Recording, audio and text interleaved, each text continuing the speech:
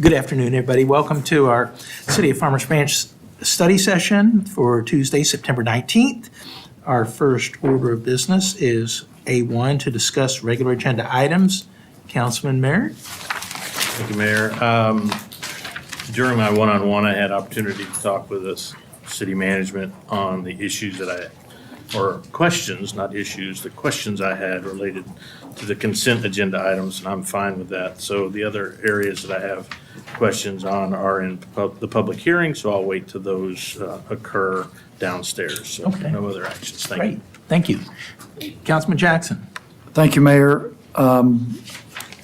Regular agenda items, I'm good for downstairs. On the consent agenda, I'd just like city manager to clarify H6 and the contractors. Actually, there are 3 contractors where we are renewing those contracts. And just for those that are watching the study session that won't have benefit of discussion downstairs on the consent agenda, just the nature of these contracts, why we're reviewing them now, the cost, the increase, and where those funds are coming from. Absolutely. I'm going to actually pass this one to Allison since she'll do a much better job of explaining those contracts and why they're on the agenda today and the discussion about moving forward where we're at. Okay. Allison, you're up. Thank you. Do you want me to go? You're fine. Okay. So we are using standardized templates for all of our contractors now. As you can see, the former agreements were different language, so it's a little more cleaner. And that's why we're changing the breadth of how the function is of the agreement. Right. And so these 3 folks, 1 or 2 of them were former employees, Farmers Branch, is that right? Yes, Okay. Ann Stokes started with the Parks Department when she was a teenager. So she's been here for a few years. And then Meredith Dowdy also started at a very young age. So they've been here over 20 years each. So these are folks with a lot of great in-depth and personal connection to our city. Yes, Right. both went to schools here. Right. Meredith is a Turner Lion, I think they call him. And then Ann Stokes went to Mary Immaculate and Right. then another Catholic school down the street. And the funding, if they were city employees today, we would have to factor in benefit costs, Yes, sir. full-time pension costs, those kinds of insurance, and so likely we'd be looking at a larger cost to the city, but the funds that pay these 3 contracts are coming from the hotel motel. Yes, so hotel motel has a 2-step process. And you have to first say, does it fit heads and beds? And then there's 9 other categories that you have to go into. And so all of the expenditures that come out of HOT, certainly people that run the programs would be one of them. So it's a salary, but really it's a fee. Right, okay. And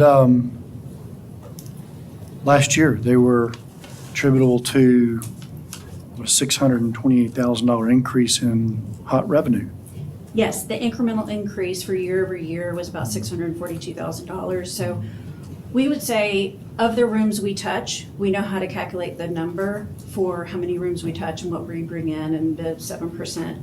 The indirect, the regional impact multiplier for when you bring 2,000, let's say Dallas International Girls Cup, when you bring 2,000 people into your city or a cheer competition or whatnot, the regional impact multiplier is how many times does money trade hands in a trade area? So you're going to restaurants, you're going to go shopping in an area. So that's also some of the indirect things that we see when we look at groups coming. And the girls have brought more groups in just on their own. Excellent.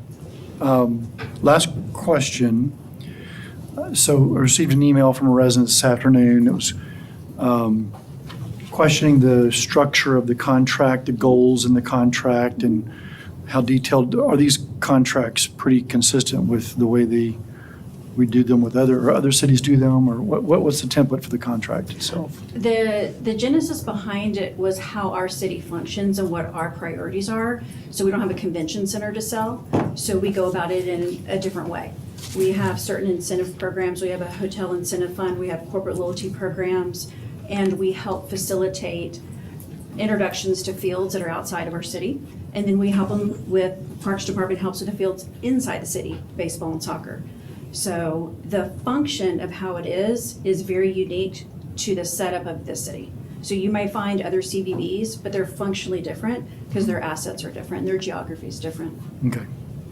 3-year renewal, annual opportunity to review it at budget time, if things change, Yeah. needs change, that kind of thing. Okay, thank you. Thank you very much. Thank You're you. welcome. Thank you very much.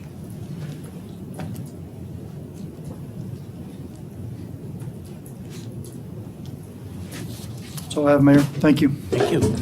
Councilman Baird. I don't have anything. Thank you, though. Councilwoman Bennett.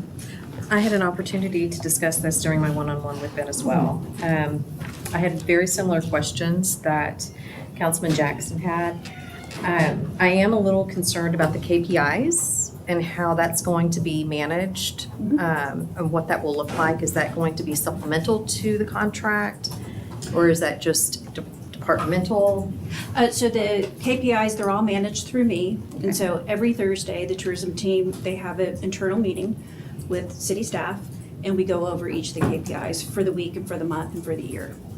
And then each November, right after the October budget season, we set out what the next 11 months are going to look like in advance, because we do contracts year, 2 year, 3 years out. So we know which groups are coming, what's the servicing going to look like, what's the ordering going to look like. Thank you. You're welcome.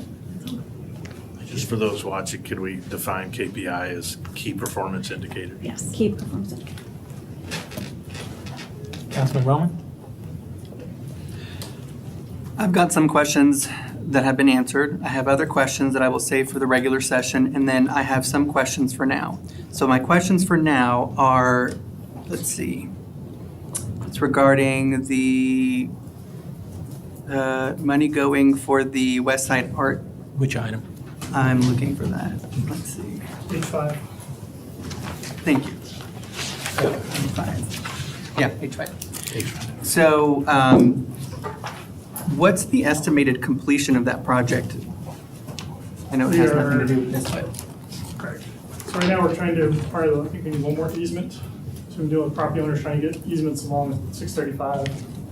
Got one more to go. And then after that, we're in our 90% design plans. So the last one will be the 100% design plan review. So it should very little change from 95 to 100%.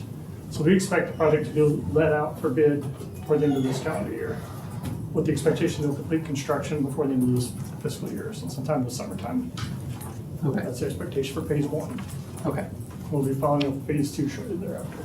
Okay, and then we are connecting this trail to, is it Campion Trail? Correct. So, Has that always been the plan, or has that changed? no, that was the plan, because our original, we got some funding from DART when we started this whole thought process years ago. And there's this, that part of their stipulation was you have to connect the DART station to the Campion Trail. Okay. They wanted a connection to another city, Okay, not just a trail to nowhere. okay, thank you. That's it, Mayor. Thank you.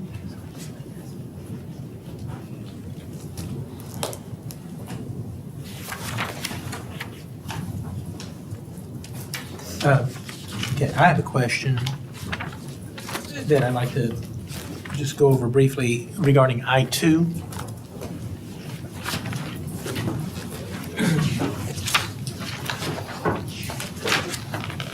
So, Marcos,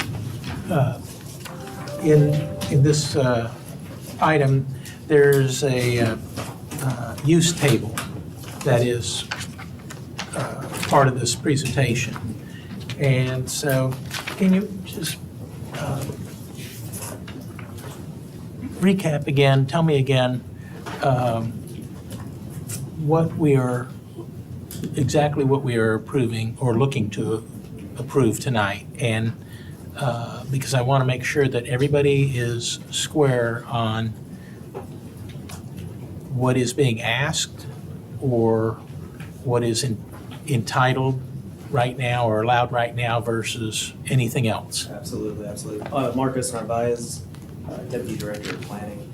So the case tonight on that particular item there, it's what I would consider as a straight zone request. So this is straight zone, meaning it's not like a plan development request. This is just going from office use, or I'm sorry, office district to what we call local retail 2 district. So ultimately, overall, this is just an expansion of uses at the end of the day. So at this particular point right now, the property is consistent, like the office district is consistent with our comprehensive plan. If it stays how it is, it's completely fine. They can only do administrative office type uses. If this property was to get rezoned, that expands the uses. That expands the uses to where you'll be able to do restaurants, or you'll be able to do cigarette shops, or you'll be able to, there's a plethora of uses that are listed in that table. And that table actually breaks down which uses are allowed in the office district as of today, and what those uses would be expanded to if you were to rezone this property.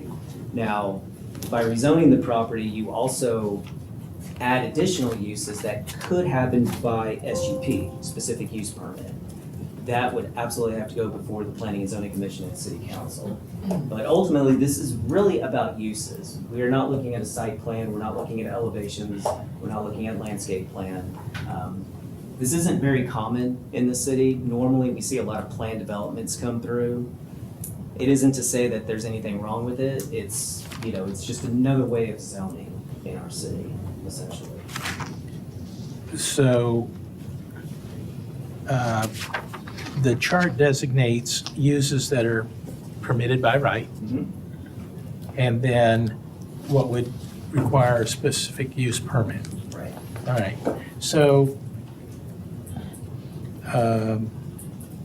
somebody wanted to open up a funeral home, that would require a specific use permit. Right, it just allows them now to be able to make that request on that piece of Okay. property, whereas today, it probably wouldn't be permitted, it wouldn't be permitted at all, they wouldn't be able to ask.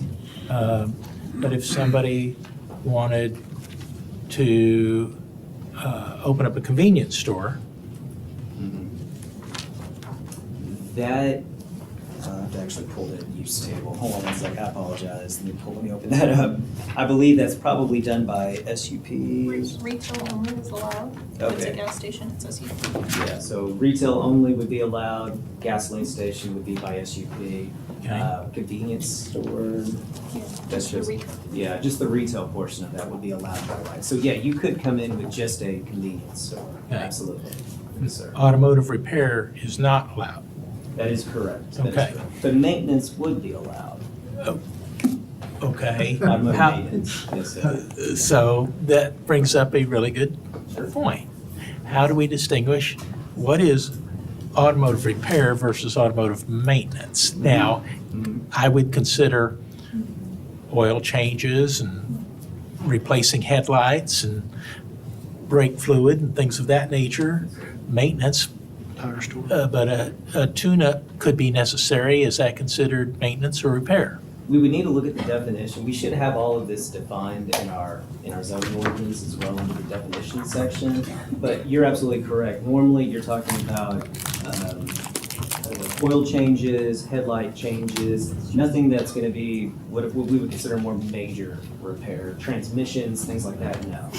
That's where you really get into more into the repair shop. But yes, it would open it up for uses like that. So I think that's important for everybody to know because we already have a tire shop right there on the corner. We have vehicles parked all around the property. And depending on the actions that council takes, that could open up the door for more vehicles to be parked in or around the property. Correct? Potentially. Potential, yes, sir. Okay. Absolutely. So I just want to make sure that everybody's eyes are open to what they're going to consider to do tonight. So we'll be discussing that further downstairs. Yes, sir, absolutely. So, okay. That's all I have. Thank you, sir. Thank you. All right, next up is A2, discuss the proposed fiscal 2023-24 balanced budget and proposed current year amended budget.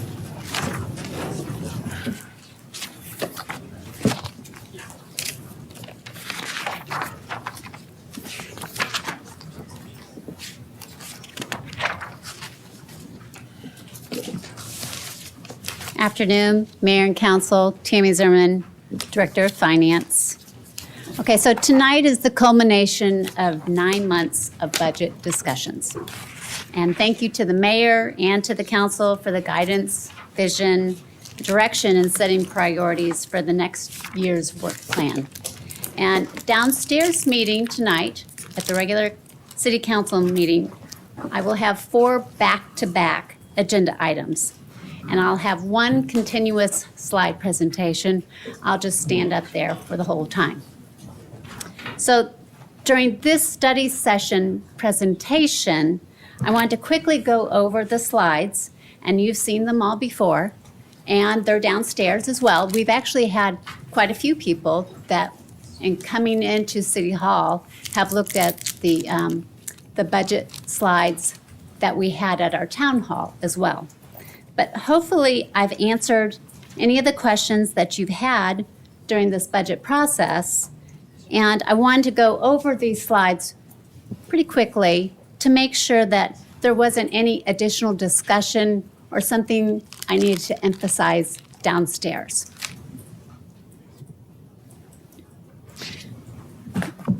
So we had our budget public hearing on September 5th. Tonight, we have a public hearing on our tax rate. And then this order that I'll talk about on the next slide is required for adopting our tax rate and our budgets as specified by the Truth in Taxation and the Dallas County Tax Office. We already had our vote on the maximum tax rate on August 15th. And tonight, the public hearing on the 0.569 tax rate is what we wish to adopt. And this is lower than that maximum that we are already voted on. And we published this tax rate hearing in the newspaper on September 5th. So first order is the open and closing of a public hearing on the tax rate for the 0.569 that we wish to adopt that's in our budget. And we will close it after hearing any citizen comments. That's the action that we'll need to take. Second, we will have the ordinance where we adopt our current year revised 22-23 budget and our proposed 23-24 budget, as well as the strategic plan. Third, we ratified the property tax revenue increase, and this may be, again, another one of those uncomfortable motions where someone will have to make the motion to approve a property tax increase. And then fourth is your final step. It's the ordinance where we accept DCAD, or Dallas County Appraisers District, tax rolls, and then we levy and adopt the tax rate of 0.569. When we were putting together the budget for 23-24, as part of that step 2, when we were putting together the proposed budget, we were having to kind of think, what would our revised budget look like? We already anticipated that our sales tax revenue, and if you recall, I had a slide where we are very high up on the incline for our sales tax revenue. We anticipated we would have overages in that category and our interest income. We had a sale of an old firehouse. We also had some unused expenditures that we predicted. That was all projected to be a $6 million surplus, which we discussed during one of our meetings with the council, that we would apply towards our capital improvement projects. Some of them are one-time projects, and some of these are getting ahead and using that surplus wisely for the long-term planning that the council wants to have for the city. So the revised budget for tonight shows the $6 million in the advanced CIP funding, and there's some also a public safety officer vehicle and fire network redundancy some other items that are included in the revised. So we've come close to 12 months of activity, and we're shoring up our revenues and expenditures. The public hearing is the first item on the agenda tonight. And again, we are opening and closing for any citizen comments. We are required to have our property tax rate adopted with Dallas County Appraisal District on September 20th. So tonight's the night. And part of all of our discussions on this budget, we had several months where we discussed the tax rate. And we are committed to providing the best value for your every tax dollar that is spent by the citizens. And so when we were talking about our property tax rate, we wanted to make sure that the public knew we are just a quarter of your tax bill. And that's one of the first slides that you see when you enter in City Hall on one of the bulletin boards downstairs. We have a total of 5 entities that make up your tax bill. We have Dallas County, we have Dallas County Community College, there's Parkland Hospital, and 50% of your tax bill goes to the school district. So with recent legislation from the Texas Senate, there is large tax relief this year, and that has been reflected in a lot of the presentations that we've provided. We are proposing a tax rate decrease of 2 cents, the largest in 40 years. And that's the basis of what our budget was created with. And we estimated a large reduction this year for our seniors, most of that being from the school district, but along with our 2 cent reduction, an estimated savings of $1,188 annually for our senior citizens based on an average home value of $380,000. And we also presented during our town hall some various taxable values on homes and what that savings would be depending on what type of exemption you may or may not have. And we also have downstairs a much bigger font so that you can actually read this. How do we compare to other cities? We provided quite a list. And we mentioned when we were discussing this that it's not an apples to apples comparison. Different cities have different homestead exemptions or senior exemptions. And there is what we noted in comparing ours to others, that our senior and disabled exemption is a 49% reduction from the tax bill with that $100,000 exemption. All right, so after our public hearing, we have the adoption by ordinance of our fiscal year 23-24 budget and the amended fiscal year 22-23 budget. And same slides as I've been presenting, the timeline, how we've started this back in February, and now we're at the ending point in September. And we've brought to the City Council several pieces of this budget. And there's, I think Ryan spoke on capital improvement projects. We've had Yoka, our HR director, speak about the merit increases for our public safety. We've talked about additional personnel, majority of that being our public safety officers. We've also talked about the different fees. We've talked about the water rates, sales tax, general fund unassigned balance, our revenue stabilization fund.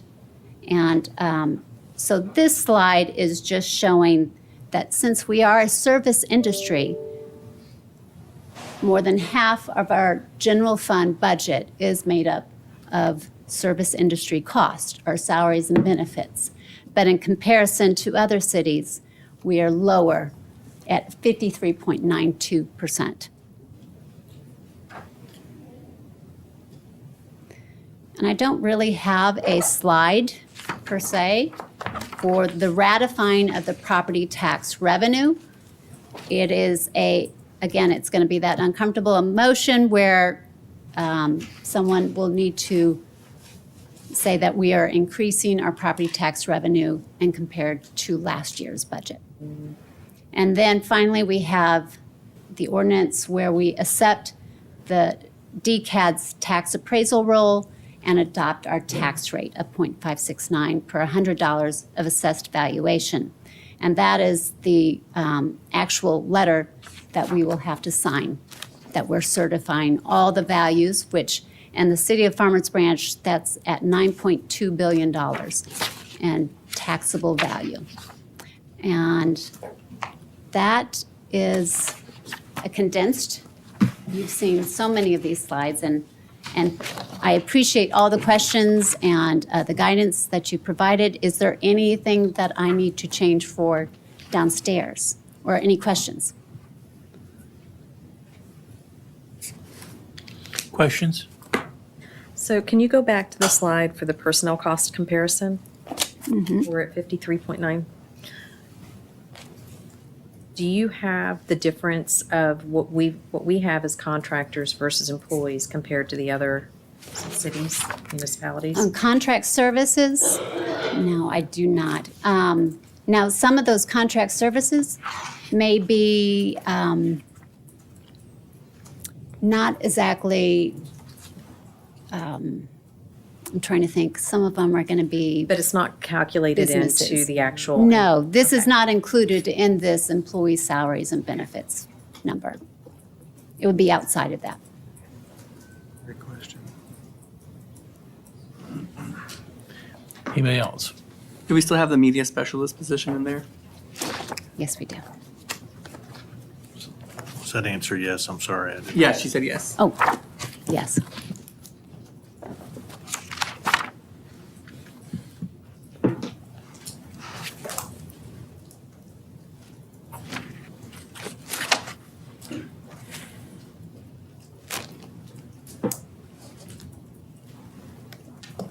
Okay.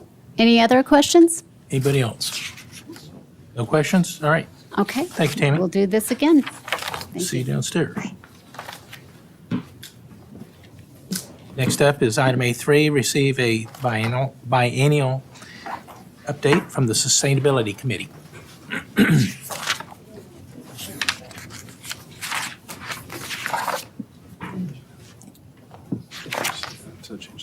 All right. Good afternoon, Mayor, City Council. My name is Joseph Regal. I'm the Chair for the Sustainability Committee, and this is our biannual update. Our sustainability plan, we have 6 different focus areas. You'll see the top 3 there were built environment, transportation, natural resources. 1 on zero waste. I will be going into more detail on each of those 4. And those 4 have to make good sense economically and promote community vitality. Off to the right are some questions that we have asked over the last year, which from the answers have been the toilet rebate, let's see, tree giveaway, and also our solar farm. First one, built natural environment. Our recent accomplishments are this Lights Out proclamation, which we had one in the spring, and it's currently going on right now until the end of October. It's a recommendation of solar-ready and EV charging ordinances for new construction. Then we also been promoting power and solar switch programs. The future work is a little interesting. Explore feasibility of grow zones. I had to ask Alex, what are we talking about there? Basically, it is that we take an area of one of the parks and we,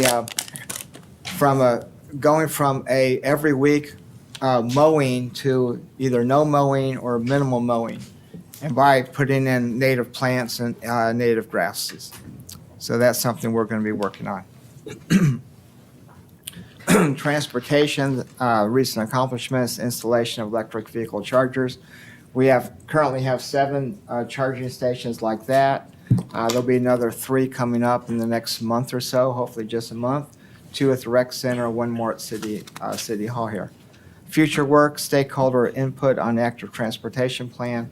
This is talking about the trails and bike lanes and our whole committee is a stakeholder for that.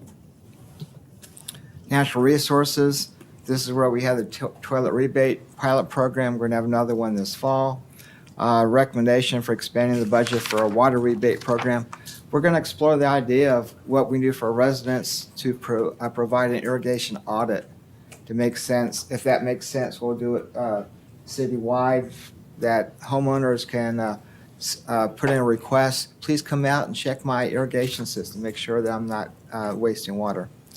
Future work, we have our tree giveaway on October 14th.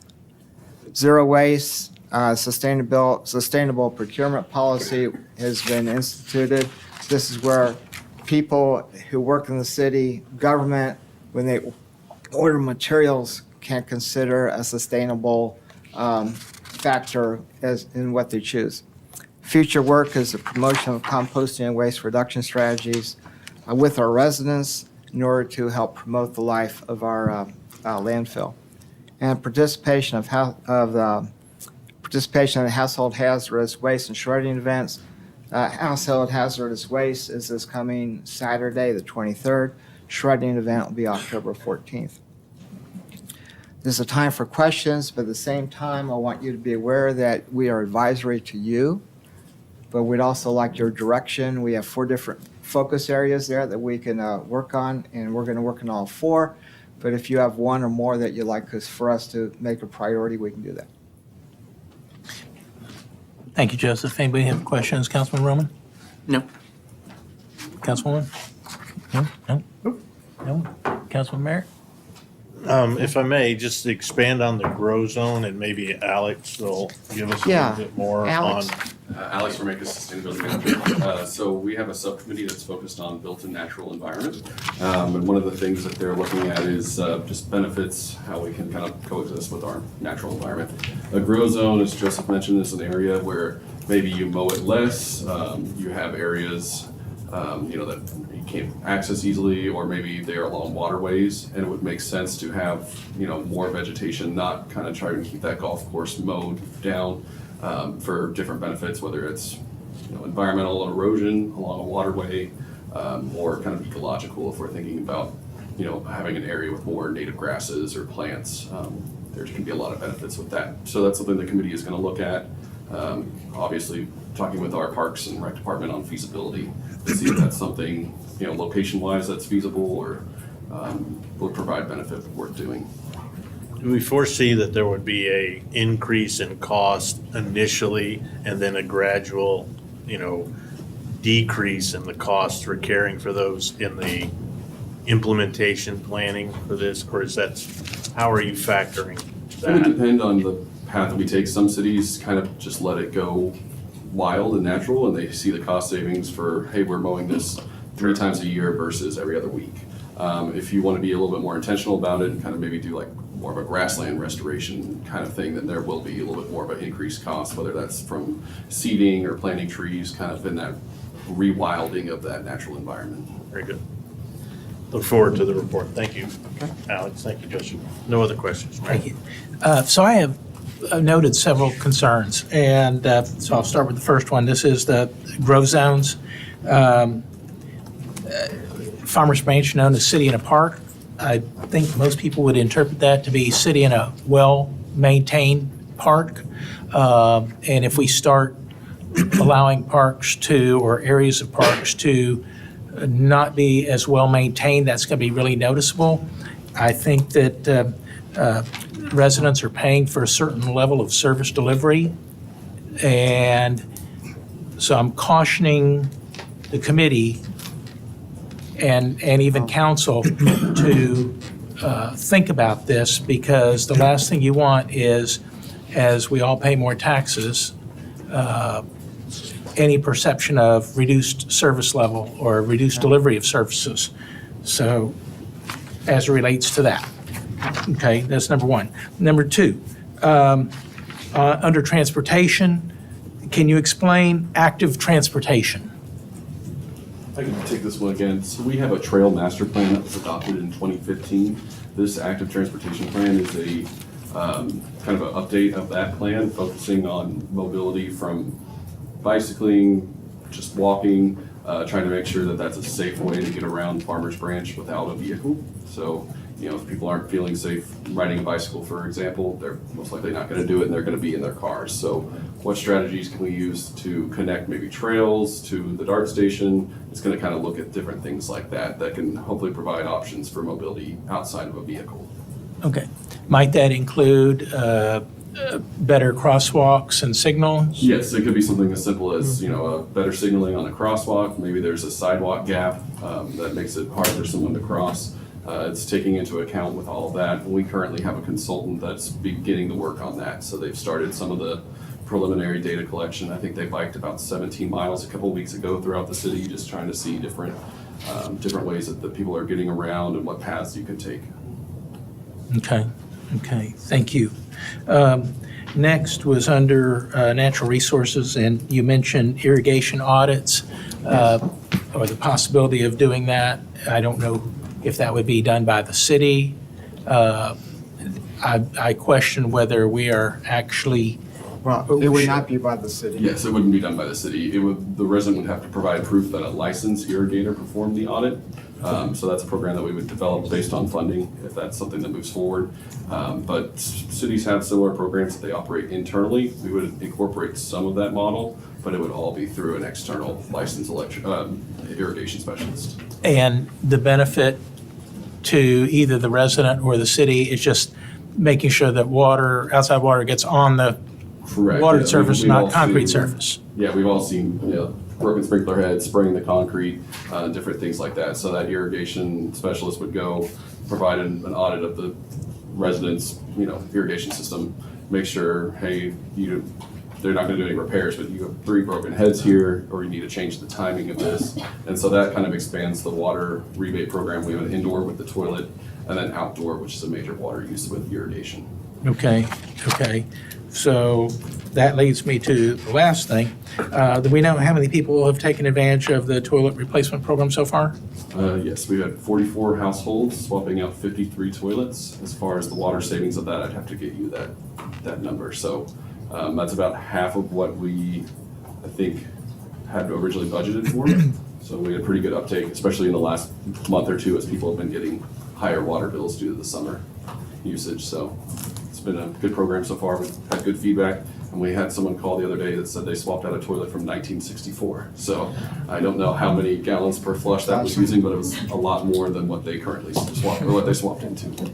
And do we know what's been spent so far to market this program to get to these 44 households? Just all of our internal marketing channels that we have. So utility bills, I don't know if we divide that out, but social media. So a lot of it's just been internal. Okay, all right. That's all I have. So I think the last thing was you wanted I'll give us some council. input on what priorities we should make on those 4 focus areas. Okay. So you at one time had prepared a list. I think it had about 10 different initiatives on Yes. it, which was a lot. And maybe what we do is revisit that list. Might want to take off what has been done and then recirculate that list to everybody so it All right, refresh our memory. I can do that. Anybody else have anything else? No? Okay, thank you, Joseph. Okay. Thank you, Joseph. Appreciate your efforts. Next up is A4, discuss future agenda items.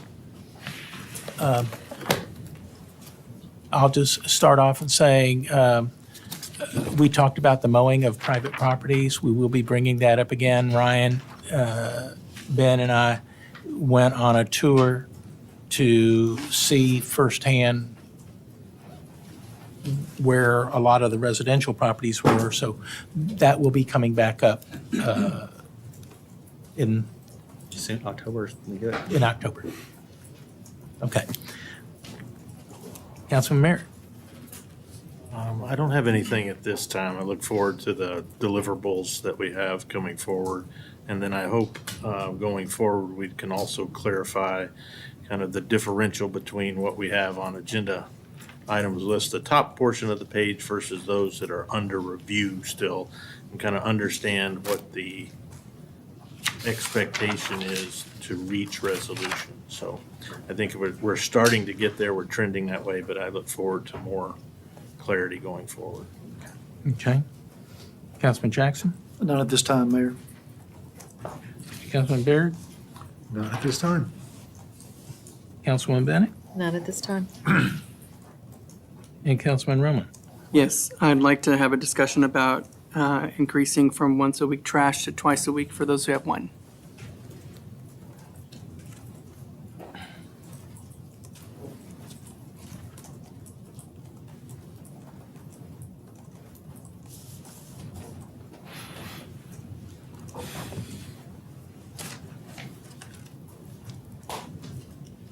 Anything else?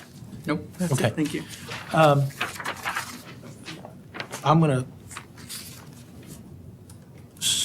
say one thing.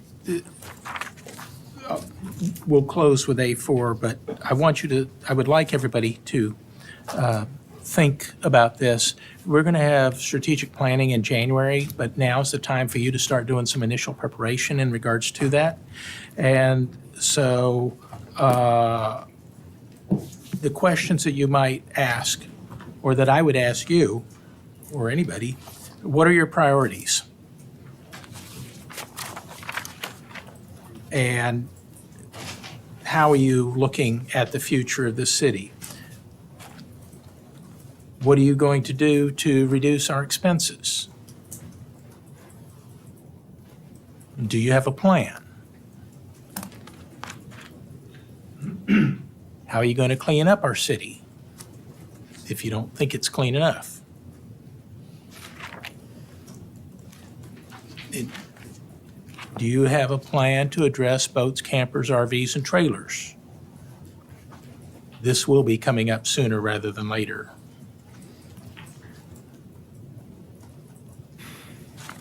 And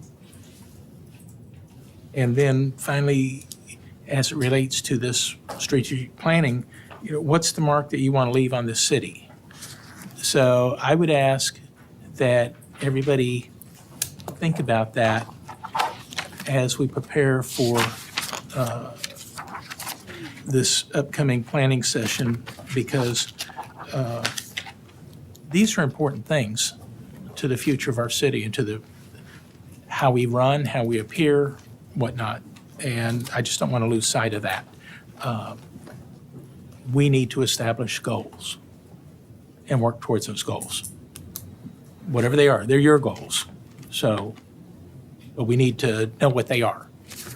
And being able to articulate that and have it where we communicate this in our messaging to residents, whether it be through town halls or printed messaging, whatnot, this is really important. So I believe that we all need to be on the same team. We all need to understand the ins and outs of what it takes for us to run the city and how we communicate that in unison to residents.